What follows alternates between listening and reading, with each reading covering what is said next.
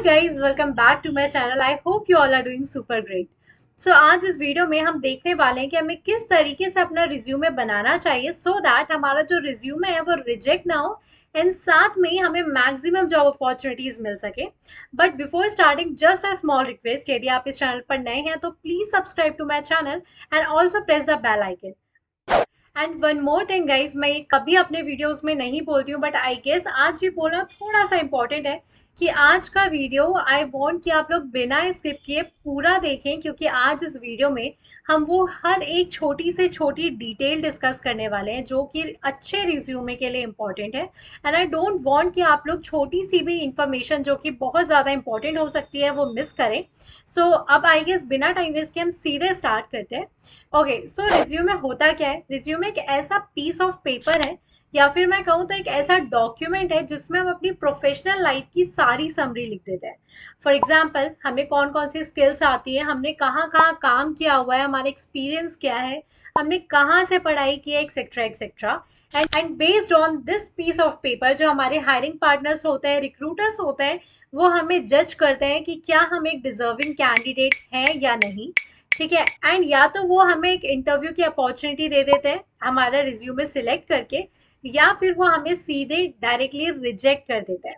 अब हमारा जो रिज्यूमे रिजेक्ट होता है उसके बहुत सारे रीजंस होते हैं, एंड जो कॉमन रीजंस है वो आई गेस हम सबको पता है कि यार जो स्पेलिंग मिस्टेक है वो नहीं होना चाहिए, ग्रामेटिकल मिस्टेक्स नहीं होना चाहिए, प्रॉपर फॉन्ट होना चाहिए।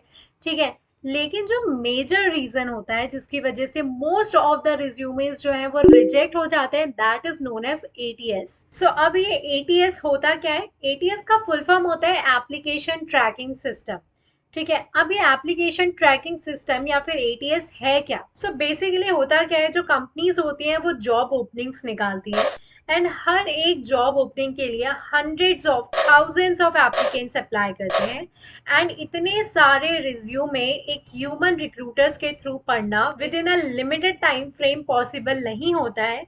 तो इसके लिए जो कंपनीज हैं वो यूज करती हैं एटीएस का। तो ये एक ऐसा सॉफ्टवेयर होता है जो कि जितने भी ऑनलाइन रिज्यूमेज आए हुए होते हैं कंपनीज के पास, वो क्या करती है, इस एटीएस में डाल देती हैं। जो एटीएस है वो हर एक रिज्यूमे को स्कैन करता है based on certain keywords, and उसके बाद आपके रिज्यूमे को डायरेक्टली या तो रिजेक्ट कर देता है या तो सिलेक्ट करता है।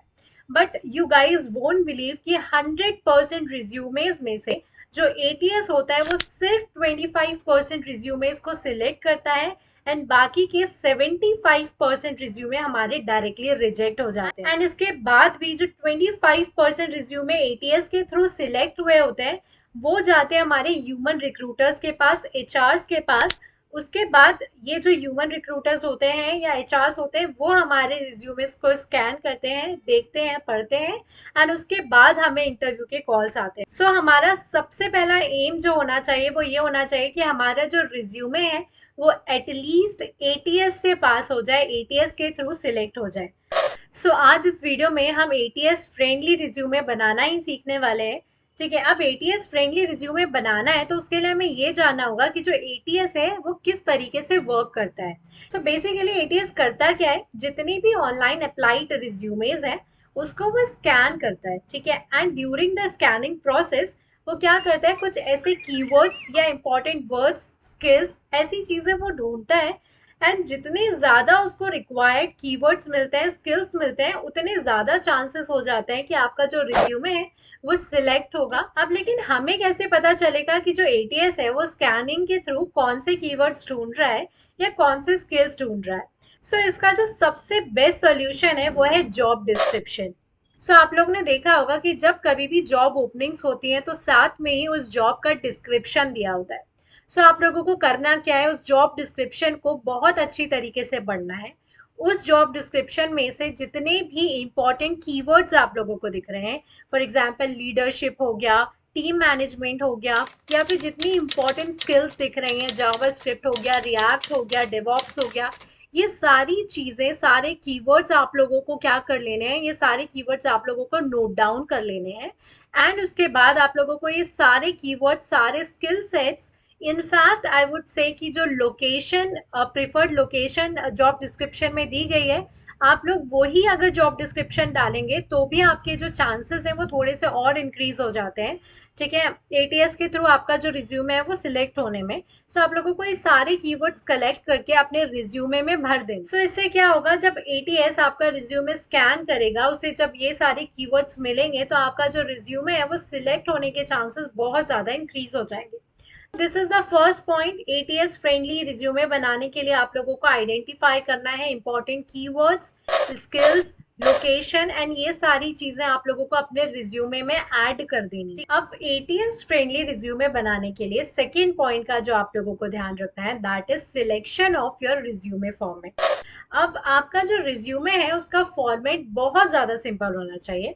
दो टाइप के रिज्यूमे होते हैं, एक होता है हॉरिजॉन्टल, एक होता है वर्टिकल। दोनों में से आपकी मर्जी, आप जो भी चूज करना चाहें आप कर सकते हैं। दोनों ही प्रोफेशनल रिज्यूमे होते हैं, लेकिन जो एक अच्छा रिज्यूमे होता है वो काफी ज्यादा सिंपल होता है, इजी टू रीड होता है।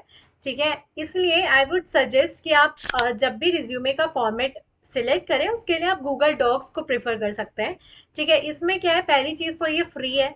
ठीक है, तो आपको फ्री रिज्यूमे टेम्पलेट्स मिल जाएंगे। साथ में ही आपको बार बार यदि एडिट करना है, ठीक है, कीवर्ड्स, की स्किल्स, लोकेशंस, कुछ भी अगर आपको बार बार एडिट करना है तो भी आपके लिए काफी ज्यादा सुटेबल होता है। सो आई वुड सजेस्ट आप ये यूज कर सकते हैं। सेकेंडली, आपका जो रिज्यूमे हो आप कोशिश करें कि सिंगल पेज का रिज्यूमे होना चाहिए। बहुत ज्यादा 2 पेज 3 पेज का हमें रिज्यूमे नहीं बनाना होता है।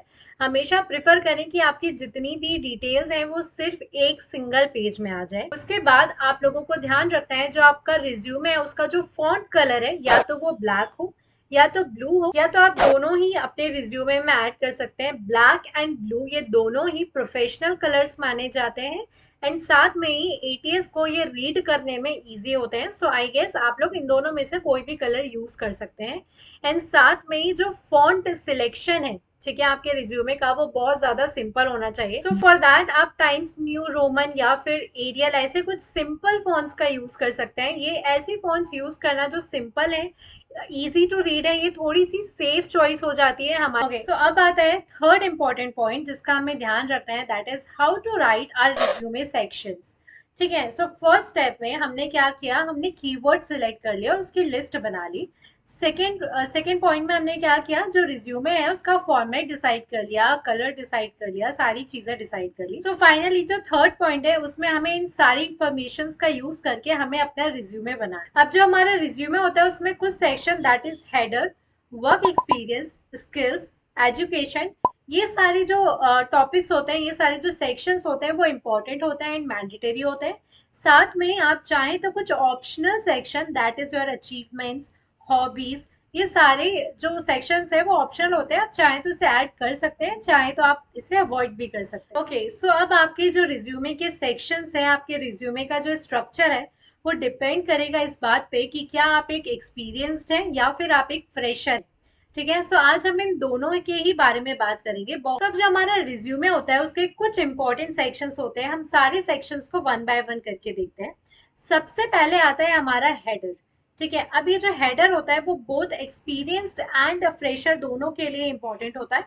जो हेडर सेक्शन है हमारा वो सबसे टॉप में आता है, जिसके अंदर हम लिखते हैं हमारा name, phone number, email address, city and साथ में ही यदि आप चाहें तो कुछ एक्सटर्नल वेबसाइट्स के link, that is your LinkedIn profile, या फिर यदि आपने कोई पोर्टफोलियो क्रिएट किया है तो आप उसका लिंक डाल सकते हैं। सो ये हमारा बहुत इंपॉर्टेंट सेक्शन होता है रिज्यूमे का, क्योंकि आपकी हेडर में दी गई इंफॉर्मेशन के थ्रू ही जो रिक्रूटर है वो आपसे कांटेक्ट करेंगे, या तो आपके ईमेल के थ्रू या तो आपके फ़ोन नंबर के थ्रू। अब हेडर में आप एक चीज़ कर सकते हैं, आप चाहें तो आपका जो नेम है उसका फॉन्ट बड़ा रख सकते हैं, लेकिन बाकी की जितनी इंफॉर्मेशन है, दैट इज़ आपका जो फ़ोन नंबर है, ईमेल एड्रेस है, सिटी है, ठीक है, ये सारी इंफॉर्मेशन का जो फॉन्ट है वो स्टैंडर्ड फॉन्ट साइज होना चाहिए, दैट इज 11 और 12। ठीक है, ओके, सो हेडर के बाद आता है हमारा second section, that is experience. यदि आप एक एक्सपीरियंस है तो, या फिर यदि आप एक फ्रेशर हैं तो आप ऐड कर सकते हैं ऑब्जेक्टिव।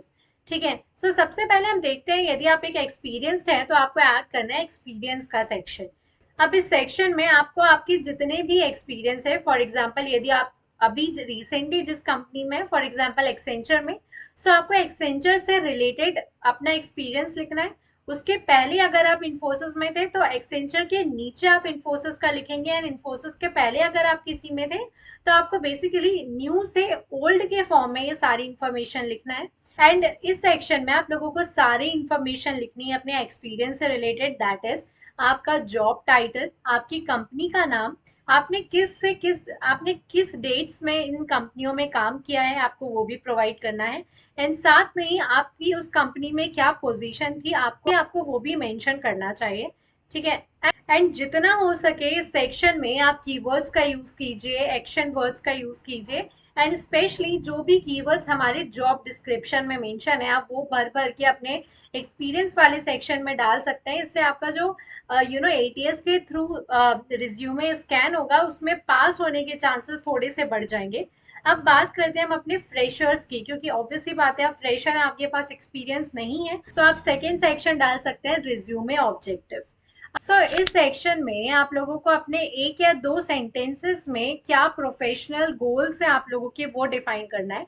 ये section recent graduates and freshers के लिए बहुत ज़्यादा इंपॉर्टेंट होता है। इस सेक्शन में आप लोगों को ये चीज़ बतानी है कि क्यों आप स्ट्रॉन्ग फिट हैं इस पर्टिकुलर कंपनी के लिए। सो कुछ रिज्यूमे ऑब्जेक्टिव के एग्जांपल्स आप मेरी स्क्रीन पर देख सकते हैं। आप इस तरीके का कुछ ऐड कर सकते हैं अपने रिज्यूमे में। उसके बाद आता है हमारा third section, that is skills. ये एक बहुत डेडिकेटेड सेक्शन है, इसमें आप लोगों को जितनी भी आपकी टेक्निकल स्किल्स हैं वो सारी लिस्ट बना के ऐड कर देनी है, ठीक है। जितनी स्किल्स है वो ऐड करनी है, साथ में ही आपने कौन कौन से टूल्स यूज किए हैं, कौन कौन से सॉफ्टवेयर यूज करना आप लोगों को आता है, आप वो भी इस सेक्शन में लिख सकते हैं। इसके बाद आता है हमारा एजुकेशन का सेक्शन। अब इस सेक्शन में आप लोगों को सबसे ऊपर डालनी है अपनी रीसेंट डिग्री, सबसे हाईएस्ट डिग्री। अगर आपने पोस्ट ग्रेजुएशन किया हुआ है तो आप सबसे पहले वो डालेंगे, या फिर आपकी जो भी रीसेंट जो सबसे हाईएस्ट क्वालिफिकेशन है वो आप डालेंगे। उसके बाद अपनी बैचलर्स की डिग्री डालेंगे। उसके बाद अपने 12th एंड 10th की डिटेल्स ऐड कर सकते हैं।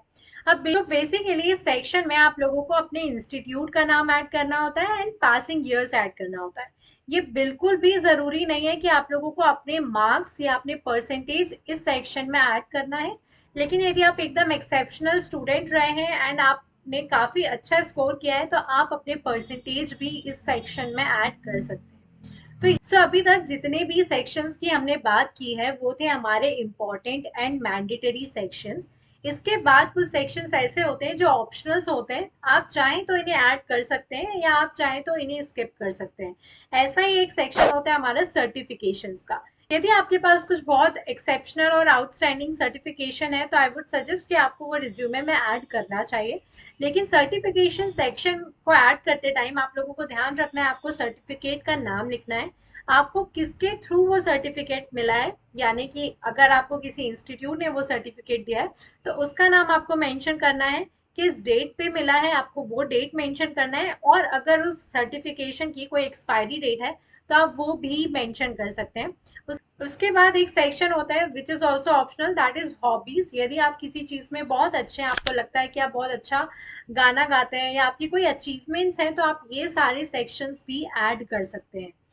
Finally after completing your resume आप लोगों को एक चेकलिस्ट बनानी है जिसमें आप लोगों को चेक करना है क्या मेरे रिज्यूमे में कोई स्पेलिंग मिस्टेक तो नहीं है, क्या मेरे रिज्यूमे में कोई ग्रामेटिकल मिस्टेक्स तो नहीं है, क्या मेरा रिज्यूमे एक सिंगल पेज रिज्यूमे है, क्या मैंने प्रॉपर फॉन्ट्स का यूज़ किया है, क्या मैंने प्रॉपर फॉन्ट कलर का यूज़ किया है, क्या मैंने important keywords, action words, skill sets, locations mention की हुई है अपने रिज्यूमे में। यदि ये सारी चीजें प्रॉपर हैं then you guys have to save your resume in PDF format, ठीक है। जब कभी भी आप अपना रिज्यूमे सेव करें या कभी भी अपना रिज्यूमे शेयर करें किसी के साथ तो ध्यान रखें हमेशा अपना रिज्यूमे पीडीएफ फॉर्मेट में ही शेयर। यदि आप ये सारी बातों का ध्यान रख के रिज्यूमे बनाते हैं तो आपका रिज्यूमे रिजेक्ट होने के चांसेस बहुत कम हो जाते हैं। सो आई होप ये वीडियो आप लोगों के लिए हेल्पफुल रहा होगा। So I guess that is all for this video guys, मिलते हैं नेक्स्ट वीडियो में।